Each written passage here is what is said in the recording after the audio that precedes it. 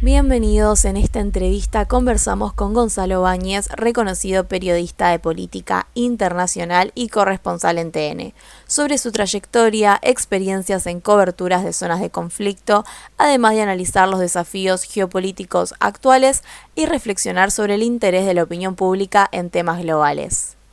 Bueno, a ver, el periodismo yo lo concibo y lo pienso y lo entiendo, sobre todo como una profesión, un trabajo, lógicamente, pero sobre todo una profesión en la que nosotros buscamos transmitir lo que está pasando en otro lugar, ¿no? Eso de como cuestión básica.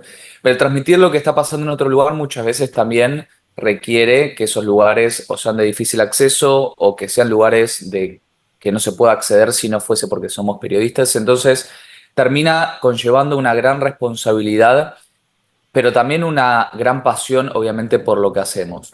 Creo que todo esto hizo que, a medida que me fui capacitando o que fui entendiendo qué era lo que quería hacer o qué era lo que quería estudiar y trabajar, me llevó justamente a seguir el periodismo, básicamente el hablar con distintas personas, el buscar, el indagar, el tener la responsabilidad justamente de conectar esas dos puntas desde un lugar o una noticia o un hecho a quien lo vaya a consumir y o quien lo vaya a leer o de la manera que sea. Creo que es lo que me llevó a estudiar y a seguir después la carrera de periodismo. Y en el caso del periodismo internacional, por el hecho de que siempre me llamó mucho la atención lo que pasaba alrededor del mundo y siento que hay en el mundo un montón de cuestiones que necesitan de la atención de los periodistas y que si no fuese por el periodismo en sí quedarían invisibilizadas y que son sumamente importantes y que nos impactan inclusive a nosotros mismos, en el caso nuestro como argentinos. Sí, obvio, y enfocándonos en tu labor, una de las coberturas que queríamos remarcar fue la visita a Ucrania, en un contexto de un fuerte flujo migratorio por la invasión rusa, los ataques de Kiev y otras ciudades. ¿Qué podés comentar un poco, ¿no? de la experiencia de cubrir una zona de guerra? Bueno, estuvimos con todo el equipo de TN dos veces en Ucrania, en mi caso particular. Primero viajamos el 24 de febrero del 2022 cuando empezó la guerra. Yo la acompañé a Carolina Moroso, viajé como productor junto con Osvaldo Berizzo y Rodrigo Sánchez Miguel al inicio de la invasión. Ahí en ese momento, la verdad que fue una situación dramática. Nosotros entramos a Ucrania el 27 de febrero de ese año. Y siempre recuerdo, entramos en un micro humanitario porque la única manera de ingresar en aquel momento eran en transportes humanitarios Obvio.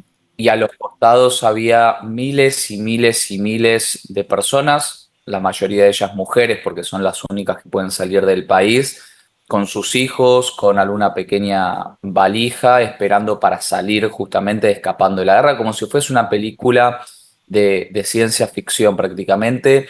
Y 56 kilómetros, literalmente 56 kilómetros de autos que los contabilizamos en el contador del micro, esperando también para intentar salir por tierra. La verdad, una situación tremenda.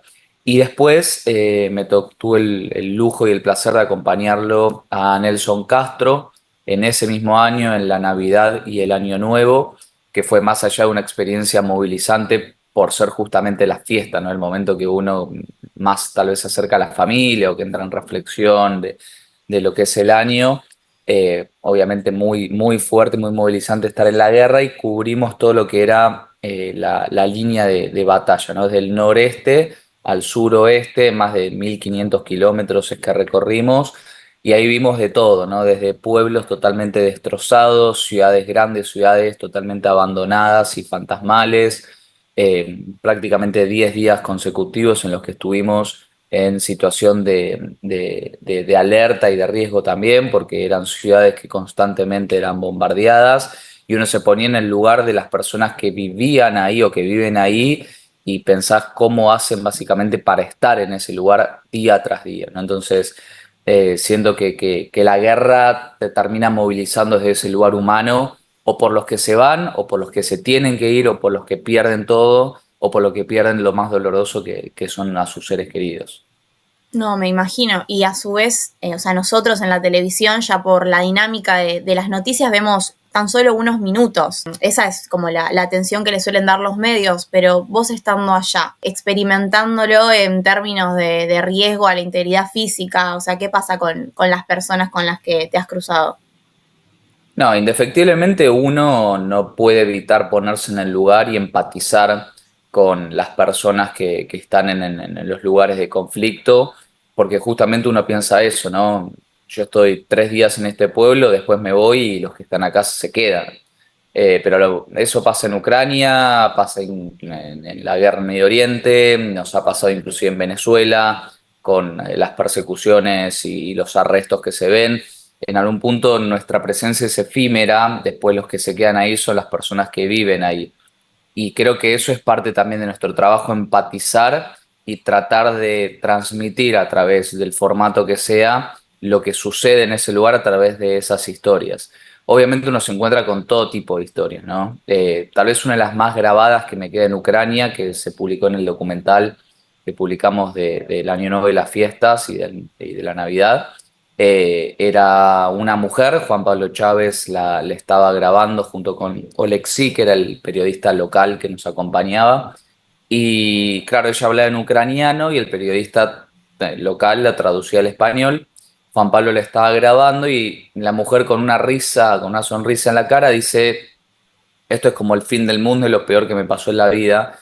Y cuando el periodista local lo traduce, Juan Pablo se queda como, pero, y le dice, ¿no? Pero se está riendo.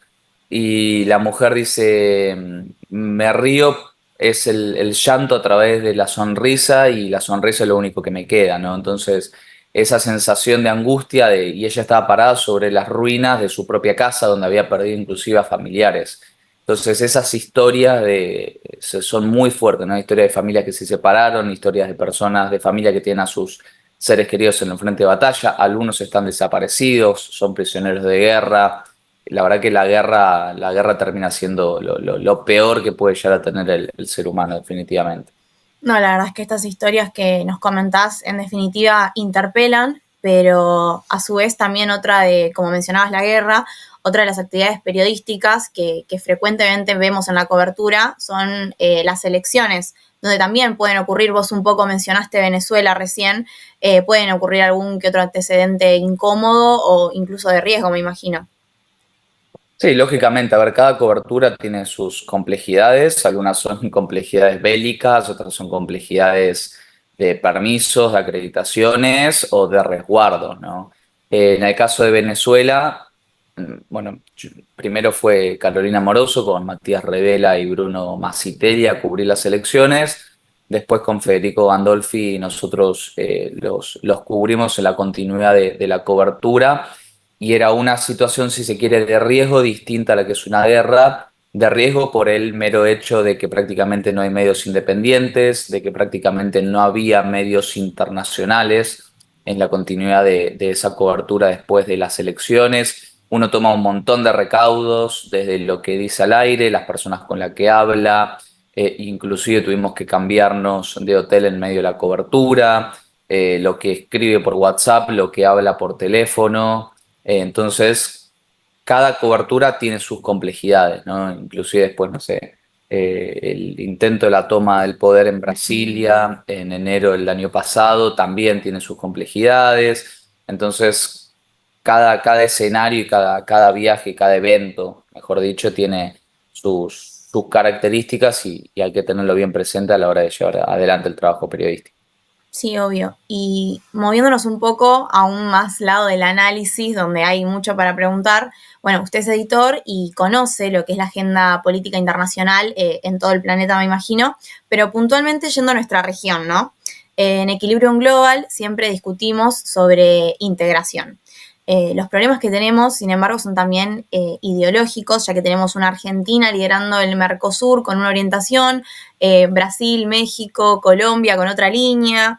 ¿Qué puedes comentarnos un poco en un contexto, además, donde tanto China como Estados Unidos, que son dos grandes potencias, no dejan de ser influyentes en este diseño geopolítico nuestro regional?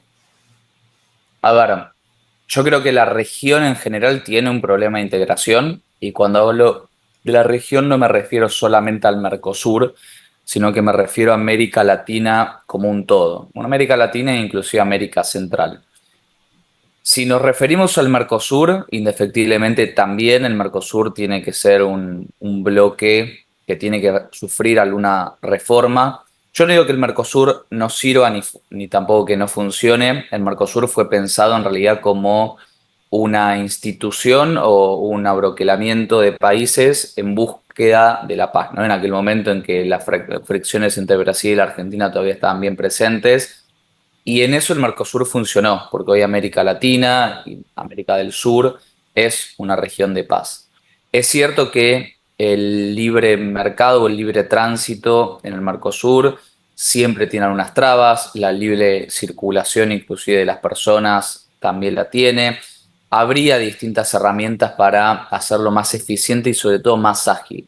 Y después lo mismo con la integración de los propios países de la región, ¿no? Hace años se viene trabajando en una conexión Pacífico-Atlántico a través de la ruta del camino binacional, ¿no? Que conecta inclusive Uruguay, Argentina, Brasil, Chile, Bolivia, inclusive en una parte también, y es algo que no se puede terminar de concretar, ¿no? Y eso, por ejemplo, agilizaría un montón también lo que es el comercio. Es cierto que hay otros intereses porque se dejarían de usar algunos puertos o algunos pasos también portuarios, inclusive el canal de Panamá.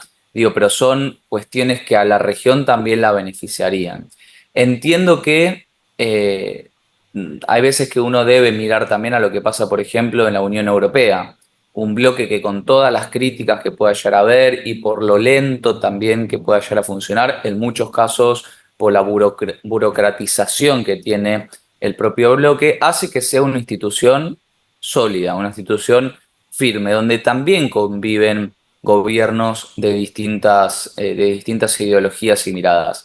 Y 27 gobiernos, no 5 como tiene hoy el Mercosur con la incorporación de Bolivia. Conviven gobiernos desde Víctor Orbán como Hungría hasta socialistas como Pedro Sánchez o verdes en Alemania o ahora también más conservadores de derecha como Giorgia Meloni en Italia. Entonces siento que hay ahí un ejemplo que se puede llegar a tomar de Europa, aunque con distintas idiosincrasias, pero indefectiblemente se necesita trabajar en una integración dentro de la propia región, que no solo abarque al Mercosur, sino que también abarque a las distintas organizaciones u organismos o bloques que también conforman nuestra querida América Latina y América Central también. También es muy importante la época. Estamos haciendo esta entrevista a finales del 2024 y bueno, la gran esperanza de todos es un 2025, se espera menos conflictivo, ya que estamos terminando con varias guerras, con mucha incertidumbre.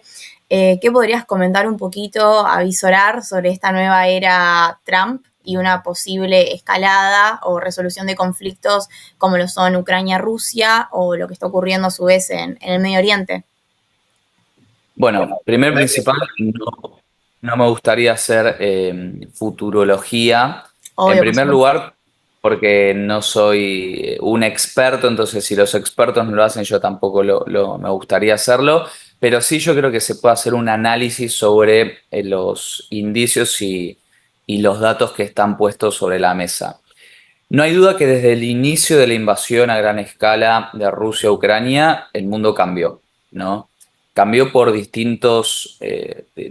por distintas cuestiones. En primer lugar, el mundo entendió que ya no estaba más en la era de posguerra pacífica después de la Guerra Fría, sino que Occidente se tenía que volver a rearmar, que los presupuestos de defensa tenían que volver a crecer, que la Alianza del Atlántico Norte, que había parecido una alianza que iba a morir en el intento y que iba a morir sin ningún tipo de uso, empezaba a tener una necesidad de acción y una necesidad de influencia muy grande y que la división Oriente-Occidente empezaba a marcarse cada vez más.